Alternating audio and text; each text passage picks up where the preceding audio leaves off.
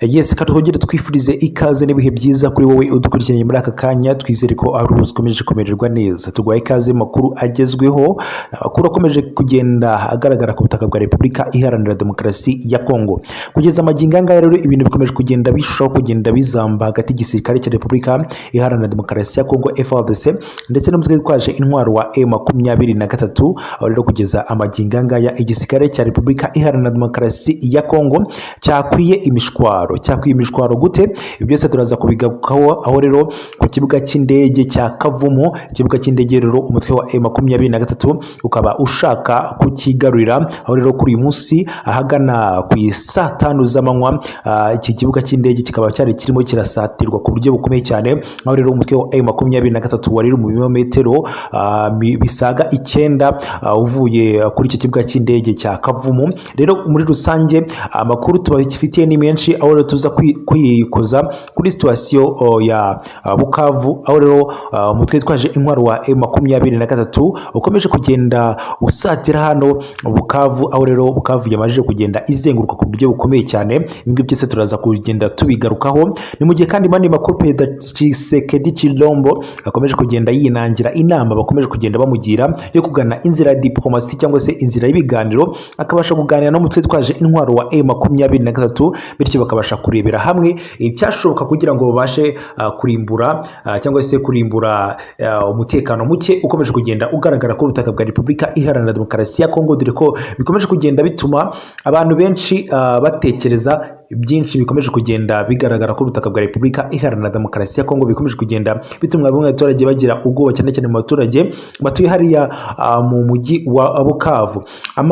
Cyangwa se itangazo ryamaje gushyirwa hanze n'umutwe twaje umwara wa M23 nuko watanze amasaha make cyane cyangwa se iminsi 2 cyangwa se amasaha agana na 48 yo kuba ufashe Bukavu mu biganza byayo. Ese ibingibi biraza kubyorohera M23, dore ko igisirikare cya Repubulika Iharanira Demokarasi ya Kongo cyamaje gukora deployment mu bice bigiye bitandukanye bya Bukavu. Aho rero kugeza amagingo ngaya nibikomeje kugenda bigaragara ku butaka bwa Repubulika Iharanira Demokarasi ya Kongo. Nako kandi tubifuriza ikaze mwese mudukurikiranye hano ku Inyota TV. Twizera ko mukomeje kugenda mumererwa neza, Imana ikomeje kugenda ibareba iryoroshye. Tugushimira cyane wowe umaje ukanda subscribe kuri YouTube channel yacu, ni by'agaciro gakomeye cyane. Reka rero turambure amakuru tuyave imuzi. Aho rero umutwe twaje intwaro wa M23 ukomeje urugendo rwo kugarura ibice bigiye bitandukanye byo mu ntara ya Kivu y'Amajyaruguru.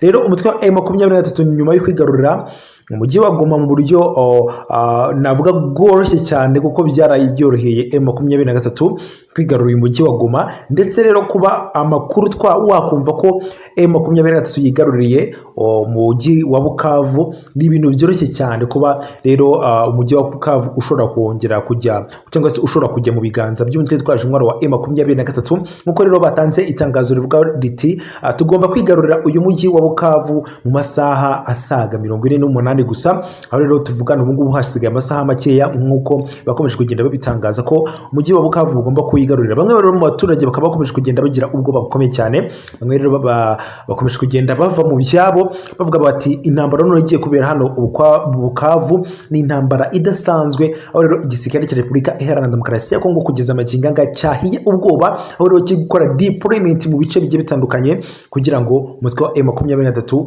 utazagira aho ubacengerera cyangwa se utazagira aho umenera kugira ngo wigarurire Bukavu. Ni ibintu bitoroshye cyane.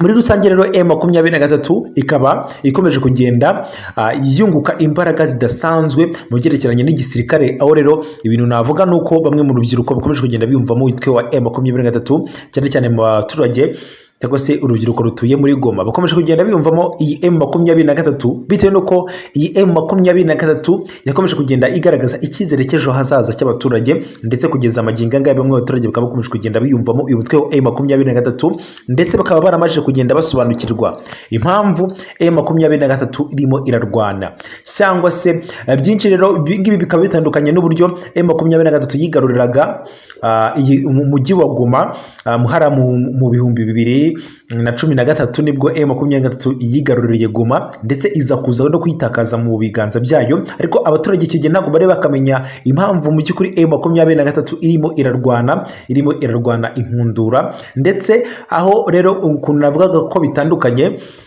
n'uyu mwaka wa 2025. M23 muri ubu mwaka wa 2025 M23 abaturage bamaje kugenda basobanukirwa. Ni mu gihe kandi M23 yahise yigarurira umujyi wa Goma bidasubirwaho kugeza amagingo ngaya. Niba bikomeje kugenda bigaragara ko ubutaka bwa Repubulika Iharanira Demokarasi ya Kongo mu by'ukuri bidakomeje kugenda byorohera buri muntu umwe, cyane cyane igisirikare cya Repubulika Iharanira Demokarasi ya Kongo kikaba gikomeje kugenda kigira ubwoba bukomeye cyane bitewe n'uko M23 ikomeje kugenda igaragaza imbaraga zidasanzwe ku mirongo y'imbere ku rugamba. Ni mu gihe kandi MONUSCO ikomeje kugenda itanga imyitozo ku basirikare b'igisirikare cya Repubulika Iharanira Demokarasi ya Kongo, dore ko bakomeje kugenda bashinja igisirikare cya leta FARDC kuba nta bushobozi gifite mu byerekeranye n'imirwanire na tekinike, aho rero cyakomezaga kugenda gitsindwa ku mirongo y'imbere ku rugamba. Perezida Tshisekedi Tshilombo rero yakoresheje uburyo bushoboka ubwo aribwo bwose kugira ngo abashe kwigarurira cyangwa se abashe kwigarura ibice bigiye bitandukanye umutwe wa M23 wagiye wigarurira, dore ko kugeza amakinga ngaye bavuga ko M23 ibice bisaga 100 birenga cyane M23 yamaze kugenda ibyigarura mu biganza byayo, ndetse kugeza ubu ngubu M23 ikaba ishikamye ku buryo bukomeye cyane, aho rero M23 ivuga ko